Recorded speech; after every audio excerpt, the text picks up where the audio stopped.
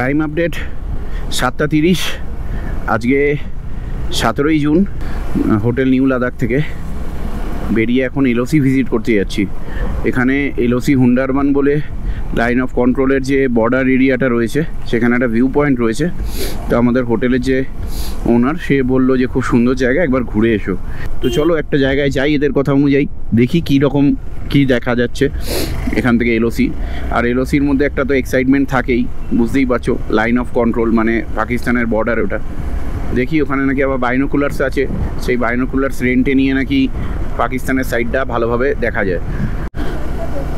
দেখো এলওসি যাওয়ার রাস্তাটা কি অসাধারণ, কার্গিলের সারাউন্ডিংসটা অসাধারণ, জাস্ট অসাধারণ। সত্যিই কার্গিল সুন্দর। আমরা তো শুধু কার্গিলের পরিচয় ওই 1999-এর যুদ্ধ থেকে পেয়েছি, কিন্তু কার্গিলের যে সৌন্দর্য সেটা তার আর একটা পরিচয় হওয়া উচিত, আমার তাই মনে হয়। ফ্রেন্ডস, ওই দিকটা দেখো, ওইটা হচ্ছে গিয়ে কার্গিল শহর। আমরা ওই দিক থেকে পাহাড়ের গা দিয়ে দিয়ে এসছি। কি ল্যান্ডস্কেপ দেখো, অসাধারণ। দেখো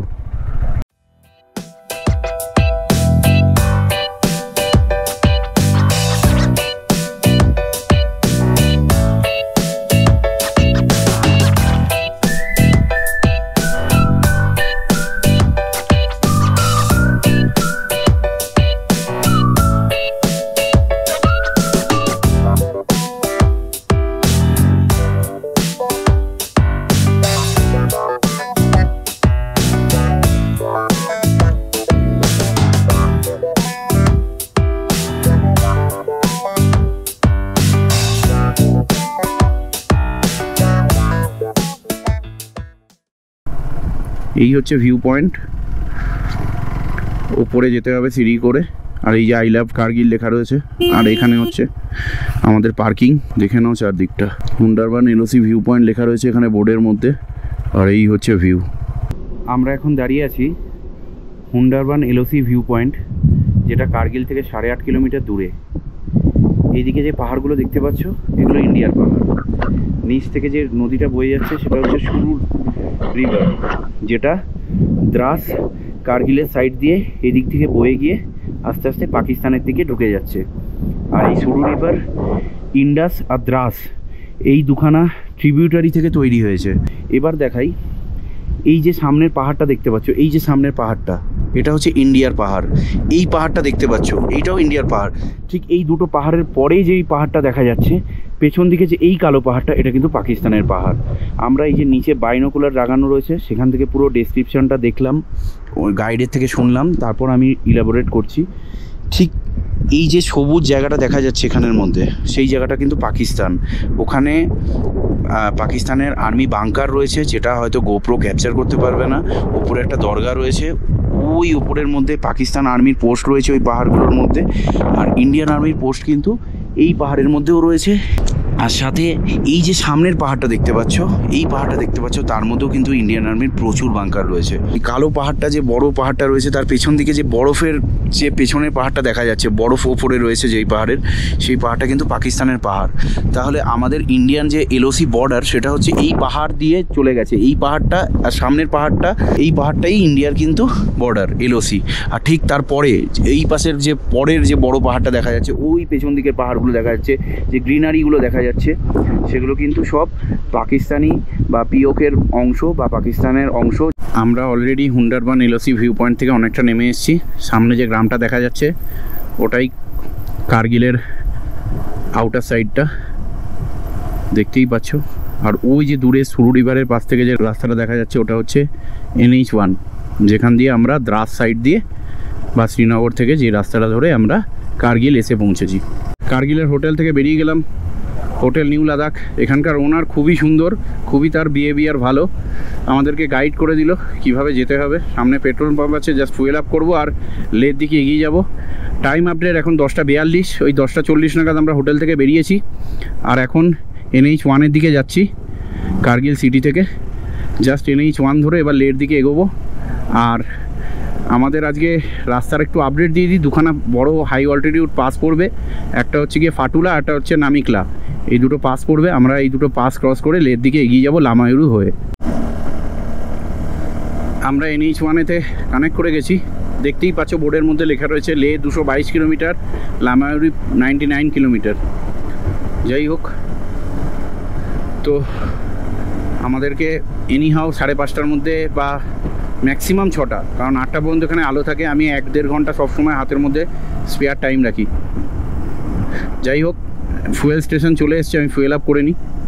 ঠিক আছে, ফুয়েল আপ করে নিয়ে কথা বলছি। চলো, কার্গিল থেকে ফুয়েল আপ করে বেরিয়ে গেলাম। ওই যে নিচে কার্গিল সিটি দেখা যাচ্ছে। কার্গিল যুদ্ধের আর একটা নাম হচ্ছে অপারেশন বিজয়। তো সেখানে অপারেশন বিজয়ের হেডকোয়ার্টার এই নিচেই দেখতে পেলাম। আর্মি এরিয়া, শ্যুট করা যাবে না তাই ক্যামেরা অন করিনি। যাই হোক, তো একটা বোর্ডের মধ্যে দেখলাম যে নামিকলা হচ্ছে গিয়ে 50 কিলোমিটার আর ফাটুলা হচ্ছে এখান থেকে প্রায় 80 কিলোমিটার।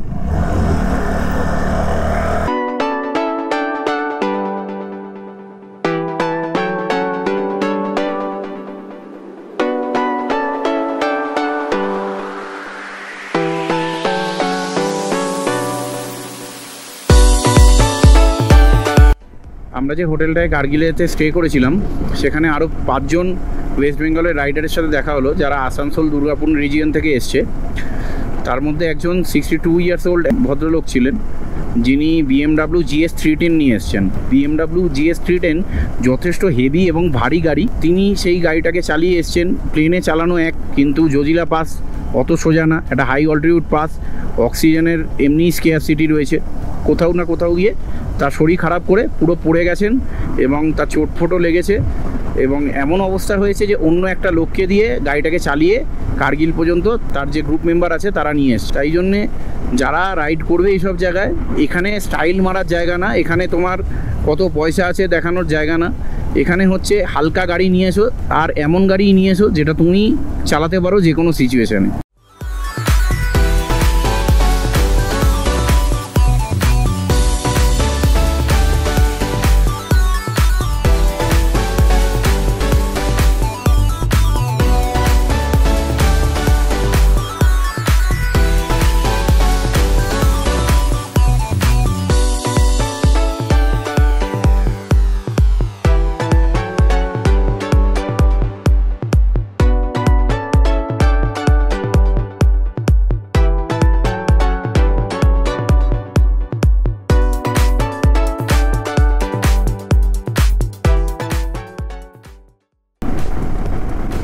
আর কিছুক্ষণ বাদে থেকেই দেখবে নামিকলা টপের চড়াই শুরু হয়ে যাবে।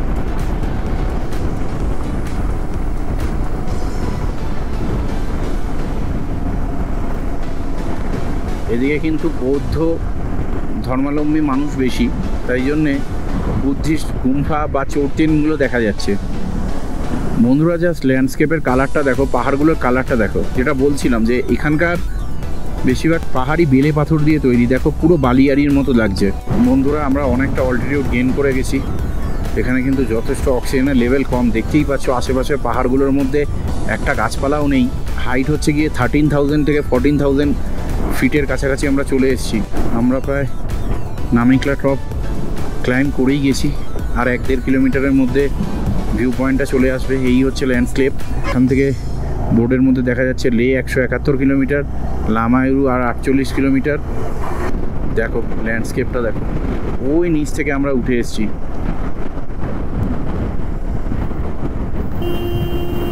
এই হচ্ছে নামিকলা টপের ভিউ।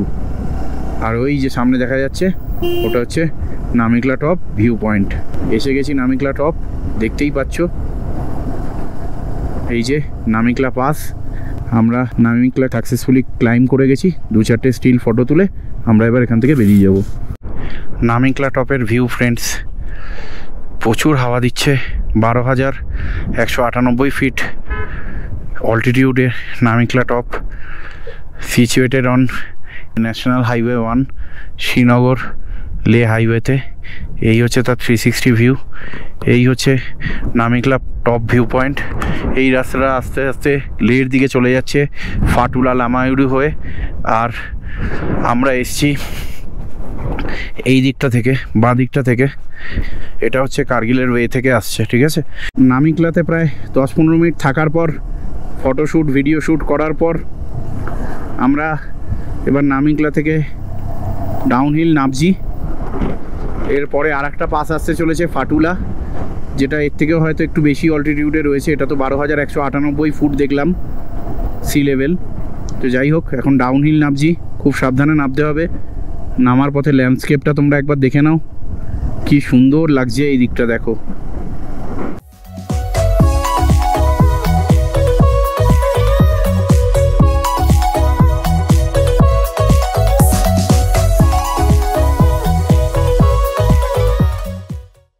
লাঞ্চ করে বেরিয়ে গেলাম।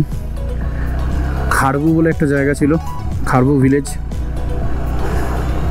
ওখান থেকে দুটো আলু পরোটা খেলাম, দুটো ব্ল্যাক টি নিলাম, 200 টাকা টোটাল বিল হলো।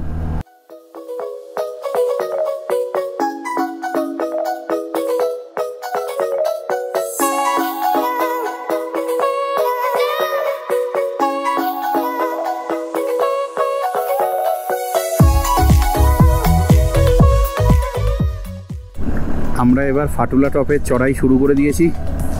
ফাটুলা টপ এখান থেকে আর 12 কিলোমিটার।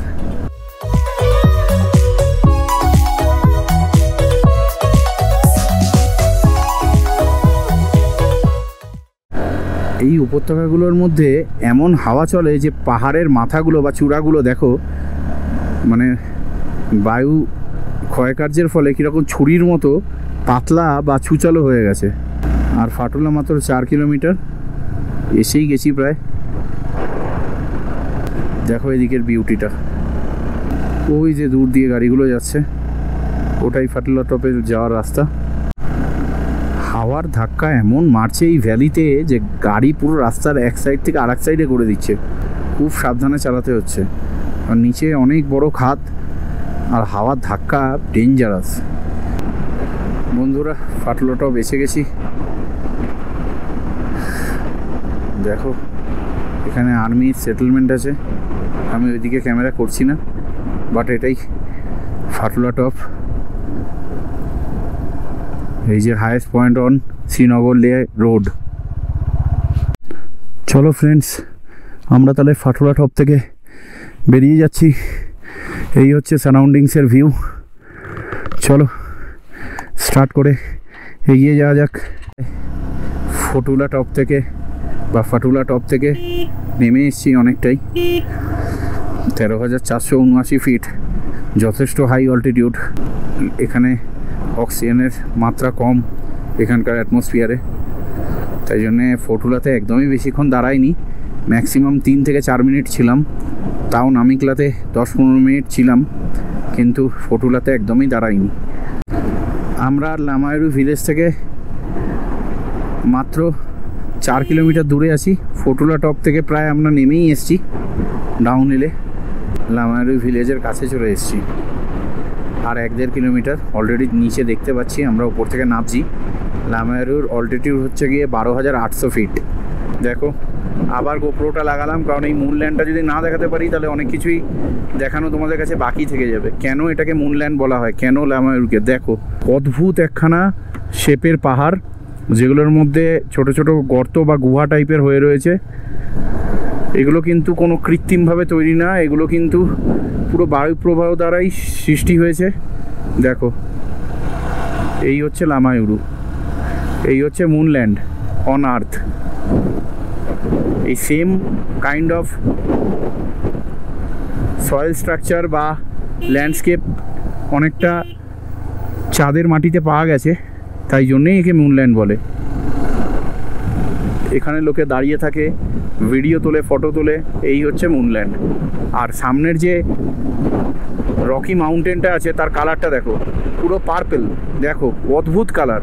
আমি অনেক পাহাড়ে আগে ভিজিট করেছি, অনেক জায়গায় ভিজিট করেছি, এরম কালারের পাথর আমি কোথাও দেখিনি। কালার দেখো, কেন মুনল্যান্ড বলবে না, সব কিছুই যেন অদ্ভুত এখানে।